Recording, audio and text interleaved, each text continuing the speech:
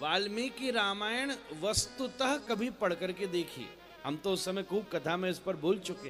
जीवन में अगर राम जी को जानना है, हमने राम जी को सुनी सुनी बातों से जाना है, शास्त्र से तो जाना ही नहीं। राम जी ने कहा ही नहीं कि अग्नि जलाओ और इसमें प्रवेश करेंगे, एक बार नहीं लिखा वाल्मीकि रामायण।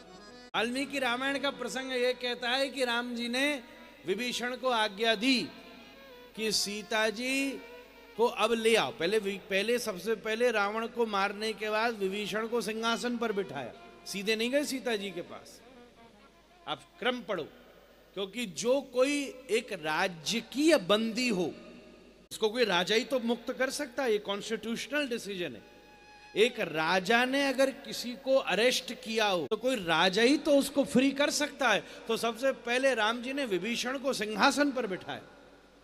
अब विभीषण से कहा तुम लंकेश हो। तो विभीषण ने जाके सीता जी के चरणों में क्षमा मांगी कि मैं इस राज्य परिवार के द्वारा की गई गलत कृत्य के कारण आपके चरणों में क्षमा मांगता, और ससम्मान मैं लंका का राजा अब स्वयं अपने हाथों से आपको प्रभु श्री राम के पास ले जाने आया। ये एक कैरेक्टर है महाराज, इससे बड़ा कोई उत्तर हो सकता है? और वही व्यक्ति, वही पद पर बैठा व्यक्ति जो हरण करके ले गया, वही पद पर बैठा व्यक्ति वापस ला रहा है। और जब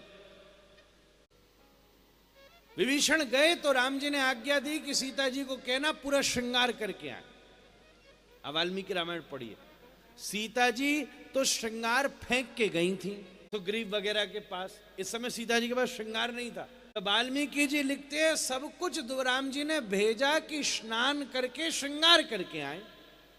तो सीता जी बोली अभी इतने दिन हो गए राम जी को देखे, अब तू श्रृंगार की बात करता है। बोले माँ मैं नहीं जानता, राम जी ने ऐसा कहा है तो मेरा धर्म है कि मैं आपसे कहूं, करना नहीं करना ये अब आपका अपना भाव है।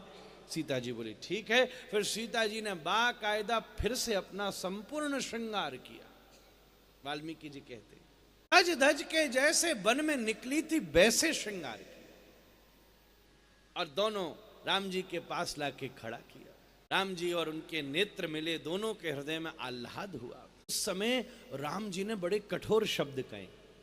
आप कभी वाल्मीकि रामायण देखना, क्यों कहे उसके पीछे का उद्देश्य भी बाद में लिखा है।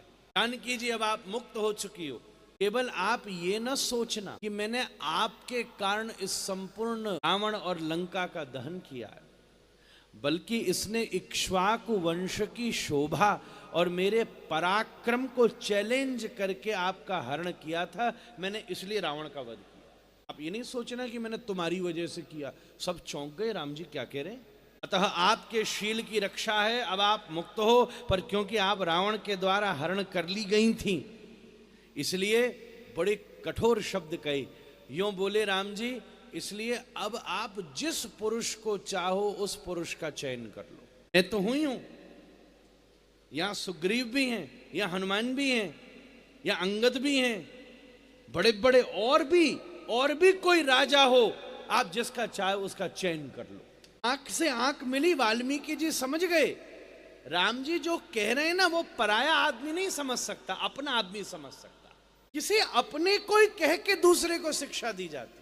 कितनी बार ऐसी बात है।